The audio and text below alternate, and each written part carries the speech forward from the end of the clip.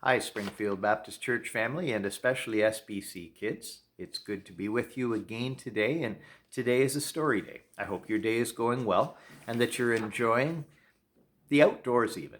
I know that there's a little bit of drizzle and maybe the ground's a bit slippery, but it's good to be able to get outdoors and enjoy the good things that God has made.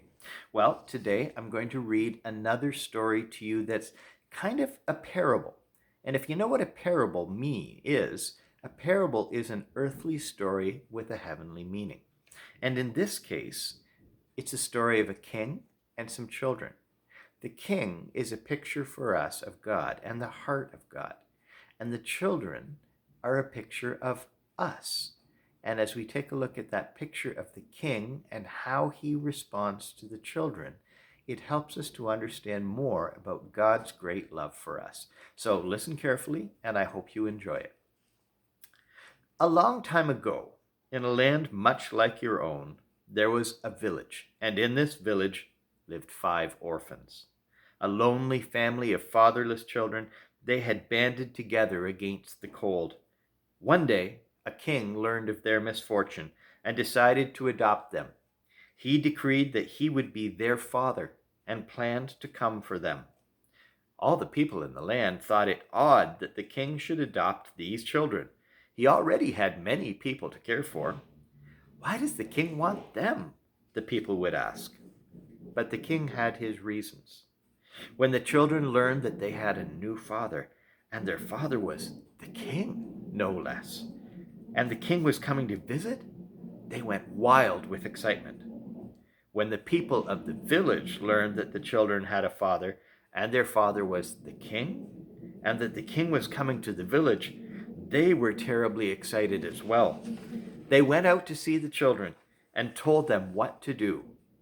You need to impress the king, they explained. Only those with great gifts to give will be allowed to live in his castle. The people didn't know the king. They just assumed that all kings want to be impressed. So the children worked long and hard preparing their offerings. One boy, who knew how to carve, determined to give the king a wonderful work of wooden art. He set his knife against the soft skin of the elm wood and whittled. The small blocks of wood came alive with the eyes of a sparrow or the nose of a unicorn. His sister decided to present the king with a painting that captured the beauty of the heavens, a painting worthy to hang in his castle. Another sister chose music as her way to impress the king. For long hours she practiced with her voice and mandolin. Village people would stop at her window and listen as her music took wings and soared. Yet another child set out to turn the king's head with his wisdom. Late hours would find his candle lit and his books open. Geography, mathematics, chemistry. The breadth of his study was matched only by the depth of his desire. Surely a sage such as the king would appreciate all his hard work. But there was one little girl who had nothing to offer. Her hand was clumsy with the knife, her fingers stiff with the brush. She opened her mouth to sing, but the sound was hoarse. She was too dull to read. She had no talent. She had no gift. All she had to offer was her heart, for her heart was good. She spent her time at the city gates watching the people come and go. She would make pennies by grooming their horses or feeding their animals. A stable girl she was, a stable girl with no stable. But she had a good heart. She knew the beggars by name. She took time to pet each dog. She welcomed home the travelers and greeted the strangers. How was the journey? She would ask. Tell me what you learned on your visit. How is your husband? Do you enjoy your new work? She was full of questions for people because her heart was big and she cared about people. But since she had no talent and no gift, she grew anxious that the king would be angry. The villagers told her that the king would want a gift and that she should set her mind about the task of making one. So she took a small knife and went to her brother, the carver. Could you teach me to carve? She asked. Sorry, the young carver responded without looking up. I've much work to do. I haven't time for you. The king is coming, you know. The girl put away her knife and picked up a brush. She went to her sister, the artist. She found her on a hill, painting a sunset on a canvas. "You paint so well," said the girl who had no gift but a big heart. "I know," the painter answered. "Could you share with me your gift?" "Not now," the sister responded, with eyes on her palette. "The king is coming, you know." The girl with no gift then remembered her other sister, the one with the song. "She will help me," she said. But when she arrived at her sister's house, she found a crowd of people waiting to listen to her sister sing. "Sister," she called, "Sister, I've come to listen and learn." But her sister couldn't hear. The noise of the applause was too loud. Heart heavy, the girl turned and walked away. Then she remembered her other brother.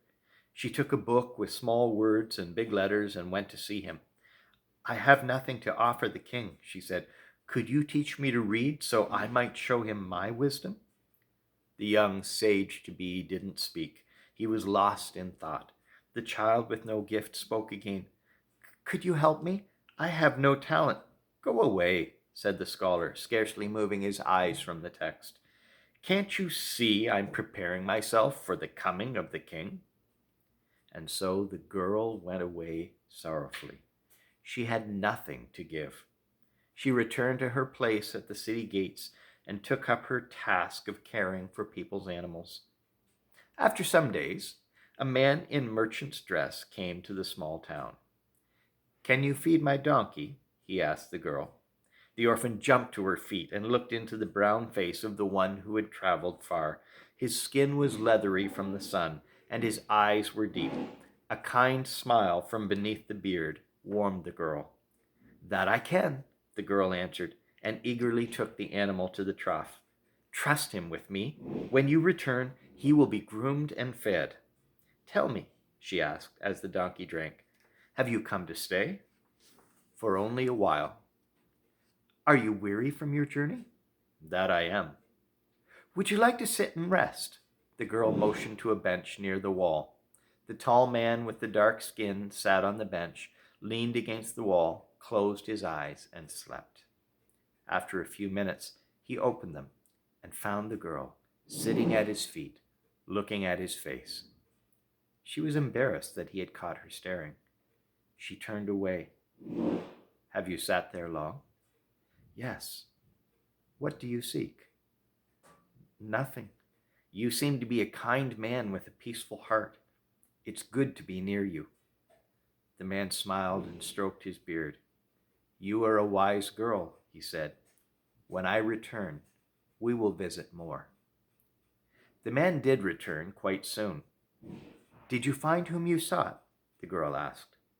"I found them, but they were too busy for me." "What do you mean?" "Those I came to see were too busy to see me.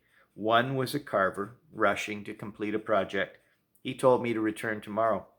Another was an artist. I saw her sitting on a hillside, but the people below said that she did not want to be disturbed.